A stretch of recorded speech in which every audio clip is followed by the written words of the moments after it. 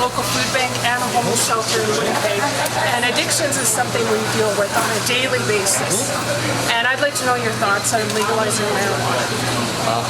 I think what's most important, certainly if you're working with young people, you know what's essential is that we keep marijuana out of the hands of our young people. It's not really young people. We're dealing with the after effects.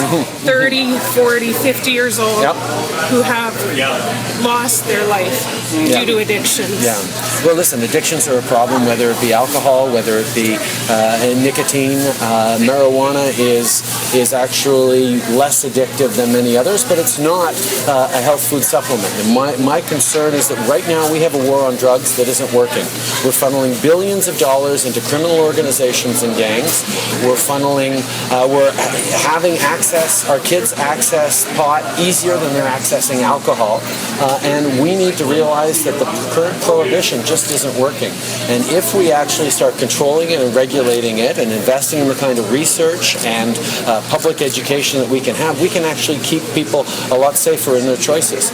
Addiction is a real problem, and it's something that we have to make sure we're supporting. But a continued prohibition isn't going to do anything about preventing the addiction problems. So the 50-year-old man, this life is broken. You think that it's easier for me to say to him, the government supports the broken life that you have? Like, I have these people in my everyday world that their lives are broken, and more access to that is just going to further, from our end, their lives more people in our are shelters. broken because of pot. No, it's one of the leading, it's the gateway drug to the addiction. Yes. The gateway argument is one that keeps coming back, which is why, honestly, I think it's so important to keep it out of the hands of our teenagers, and that's why this current prohibition, which doesn't work to keep it out of the hands of our teenagers, needs to stop. We need to make sure that we are protecting our kids from accessing drugs like alcohol, like cigarettes, and like pot. But the way to do that is by controlling it and giving up on this current prohibition. So my 16-year-old should have more access than what she already has. I've already found her... Sorry. I've been listening to you. You need to listen to what I'm saying. You found your 16-year-old with marijuana? Yes. Yeah. So the current approach isn't working to keep marijuana out of the hands of your teenager. And what I'm saying is, if we control it, if we regulate it the same way we regulate, or even maybe slightly tougher than alcohol, your 16-year-old won't have easy access to marijuana, and that's what we both want. What I'm saying is the current approach doesn't work.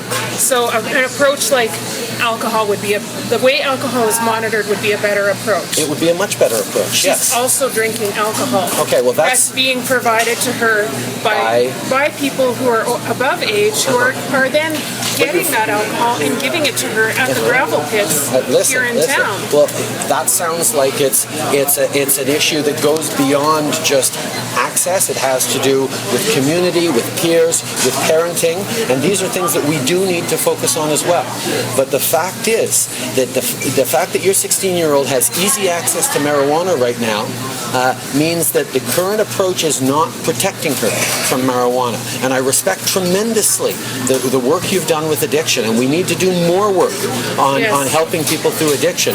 But it's not going to work with this current prohibition that actually keeps easy access to kids, keeps billions of dollars going into criminal organizations, and spends $500 million a year on prosecuting, on going after marijuana crimes, money that would be much better invested in addiction programs and in the social services that will help people move beyond addictions to all sorts of things. And just one second. I just wanted to let you know, Candace has done a lot of great work in our community. Her husband was the executive assistant to Vic Dave, and she's done a great job for us. And then your husband knows how the approach being tough on crime in the wrong way just doesn't work.